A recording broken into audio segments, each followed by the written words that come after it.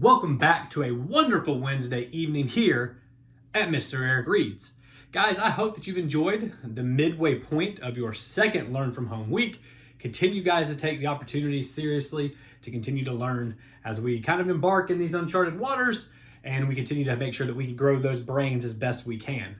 But tonight's book is actually by Pam Muñoz Ryan and Edwin Fotheringham. That's right, Edwin Fotheringham. And it's called Tony Baloney. Let's find out what happens with Mr. Tony Baloney on the Wednesday night edition of Mr. Eric Reads. Beep boop. Tony Baloney is a macaroni.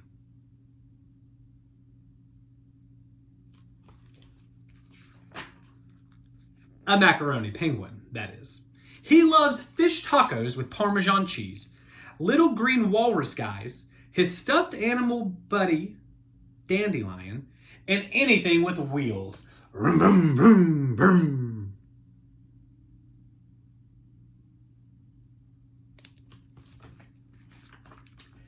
Tony Baloney, however, does not love trouble, but it seems that trouble loves him.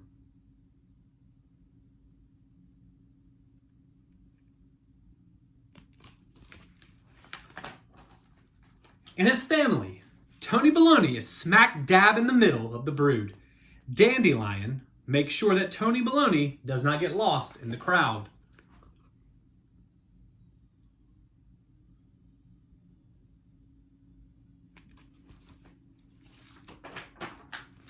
If he can help it, Tony Baloney stays away from bothersome babies Baloney because they are so exasperating.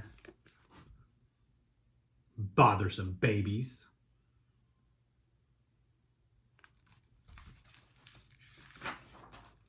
When it is absolutely necessary, or most of the time, Tony Baloney must play with big sister Baloney.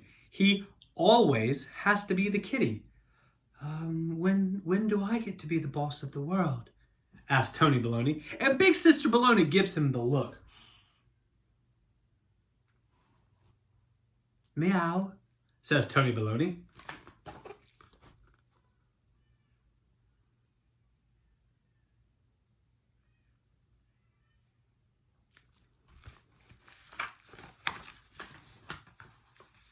Pages are hard to turn.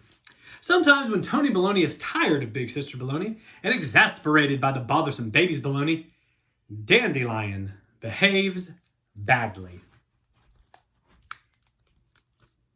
Vroom.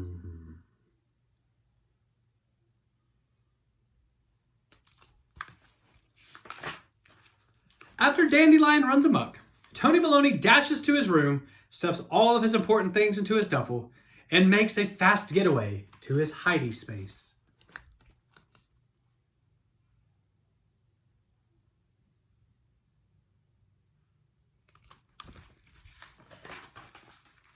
Eventually, Mama and Papa stop by for a little chat.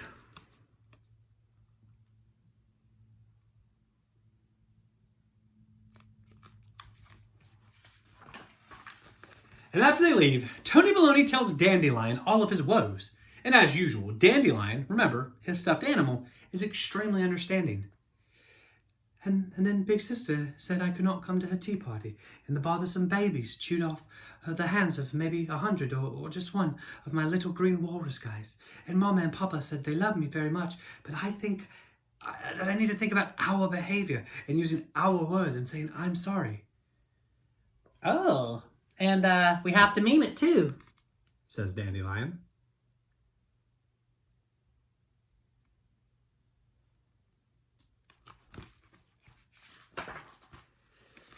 I guess we should try a little harder to behave, says Tony Baloney. Yeah, I suppose, says Dandelion. We have to apologize nicely. I am not feeling nicely in my heart, though. How long does it take for nicely to creep in? Asked Tony Baloney. I don't know, maybe never, or just in a little while. I don't know. You gotta wait for it, says Dandelion. You're my very best buddy in the whole widey world. I know. Don't get all mushy on me, says Dandelion.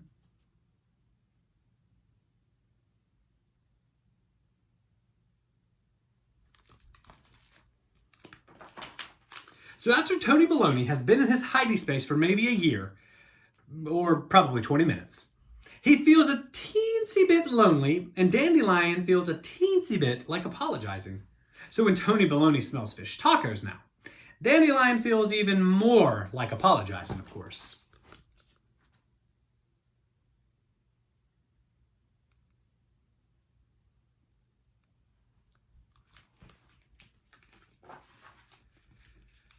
Dandelion says he's sorry. I accept Dandelion's apology, Big Sister Baloney huffs. But what do you have to say for yourself, Tony Baloney? Then she gives him the look. Tony Baloney says nicely, I brought Parmesan cheese.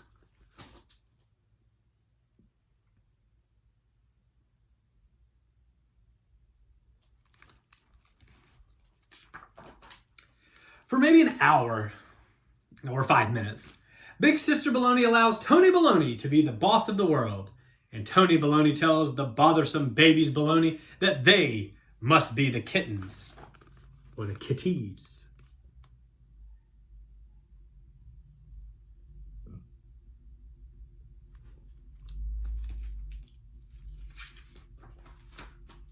The babies are surprisingly good at meowing. Tony Baloney, you don't have to ever be the kitten again, said Big Sister Baloney. Never, says Tony Baloney. Never, says Big Sister Baloney. And she kept her word.